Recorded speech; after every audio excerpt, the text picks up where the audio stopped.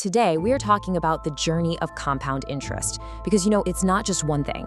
It's really a series of completely different stages, and each one has its own psychological breaking point. It turns out most people actually quit right before the magic happens. We're gonna break down exactly why. Okay, picture this. It's like 11 p.m. on a Tuesday. You've been doing the right things, saving diligently for a few years, and you pull up your investment app. You're just staring at the balance, and you can't shake this one single thought. Sound familiar? Yeah, we have all been there. Now, the crazy thing about this feeling is it's not just you being paranoid. This is a totally predictable and, frankly, an incredibly costly emotion. It's the tripwire that causes most people to abandon their investment plan way too soon. It is the #1 reason so many people never build any real wealth. So let's get right into why this happens. See, the problem is that compound interest is almost designed to feel completely pointless in the beginning. It's not one smooth ride. It's more like a video game with different levels. And if you don't know which level you're on, you're probably gonna quit. So let's map out this whole journey. To really see how this works, let's follow two people, Casey and Jake. The scenario here is super simple and totally realistic. They start young, they are consistent, $500 a month, and they're just putting it into a basic S&P 500 index fund. So no fancy stock picking, no trying to time the market, just good old-fashioned discipline. All right, let's get into the first phase, and oh man, this is the one that really tests everyone's patience. It's called the grind for a reason. For the first whole decade, it honestly feels like all you're doing is just saving money, not really investing it. The actual growth, it's almost invisible. Just look at this. After 5 full years, Casey has put in $30,000 of her own hard-earned money, and her investment has grown by, about $8,700? Her discipline has literally done more work than her money has. This is that, is this even doing anything feeling? Right here in a chart. And this is where most journeys end. And this brings us to Jake. Around year 4, he looks at his $30,000 balance and he decides, you know what? This whole compound interest thing is a myth. It's just something finance guys made up. So he cashes out. He takes the money and puts a big down payment on a new truck. And in that moment, it feels like a completely rational, even smart decision. So this is it. This is the crucial fork in the road. You've got 2 identical investors, and it all comes down to one single decision point. Casey decides to trust the math, even though it hasn't really shown her anything yet. Jake, on the other hand, follows his frustration. And this one decision is going to have absolutely staggering consequences down the road. The legendary investor Charlie Munger talked about this exact thing. He famously said that getting to that first $100,000 is the hardest part. It's an absolute grind. But you just have to do it because once you cross that one line, the entire game changes. And boom, here it is. This proves his point perfectly. After 10 long years of grinding it out, Casey's balance finally crosses that critical 6-figure threshold.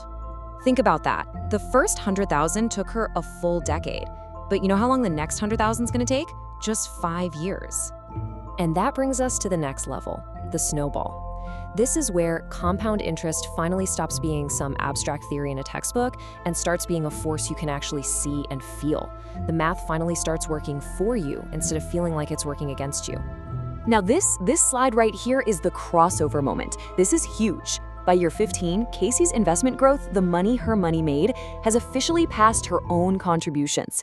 Her portfolio is now a better employee than she is. It's working harder and bringing in more cash than she is saving every month. Let's fast forward to year 20. Her balance is getting close to 400 grand, and get this, over 2/3 of that is pure market growth. For every $1 she put in, the market basically gave her $2 back. Emotionally, this is the point where she stops feeling stressed about money and really starts to feel secure. And now we get to enter the final phase, the payoff. This is where the numbers start to become almost nonsensical. They break our normal, linear thinking brains.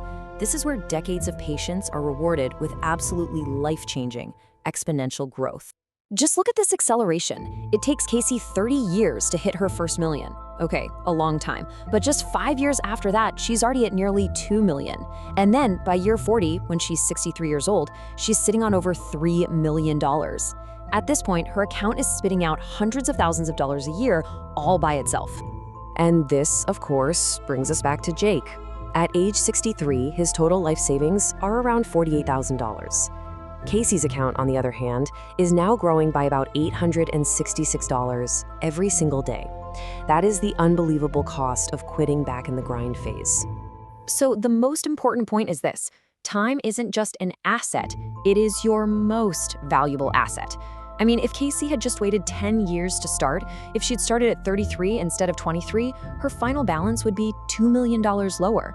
Those first few years that feel the most pointless, they're actually the most powerful and valuable years you will ever have as an investor. So what does this all really mean?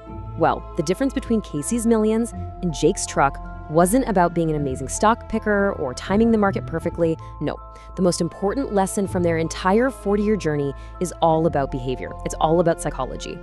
If you are in those early levels and you feel like your investments are a joke, just please remember this: you are not failing. You're just early. The system is designed to feel pointless at the start. It's a feature of how this works, not a bug in your strategy.